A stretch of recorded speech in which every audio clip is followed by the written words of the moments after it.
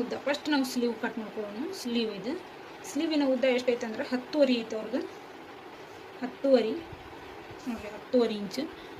Next 1 ಇಂಚು ಮೇಲೆ ತೊಗೋಬೇಕು. 11.5 ಇಂಚು. 11.5 ಇಂಚಿಗೆ ಒಂದು ಈ ರೀತಿ ಒಂದು ಲೈನ್ ಹಾಕೋಣ. ನೆಕ್ಸ್ಟ್ ನಾವು ಅಲ್ಲಿಂದ 3.5 ಇಂಚಿಗೆ ಡೌನಿಂಗ್ ತೊಗೊಳ್ಳೋಣ. ನೋಡಿರಿ, 3.5 ಇಂಚಿಗೆ ಡೌನಿಂಗ್ ತೊಗೊಳ್ಳೋಣ. ಡೌನಿಂಗ್ ತೊಗೊಂಡು ನೋಡಿ ಈ ರೀತಿ ಒಂದು ಲೈನ್ ಹಾಕೋಣ. ನೆಕ್ಸ್ಟ್ ಆರ್ಮೋಲ್ ರೌಂಡ್ ಎಷ್ಟೈತಿ ನೋಡೋಣ ಅವ್ರದ್ದು. ನೋಡಿರಿ, ಆರ್ಮೋಲ್ ರೌಂಡ್ ಏನೈತಲ್ಲ ಕರೆಕ್ಟಾಗಿ ನೋಡ್ಕೊಳ್ಳೋಣ.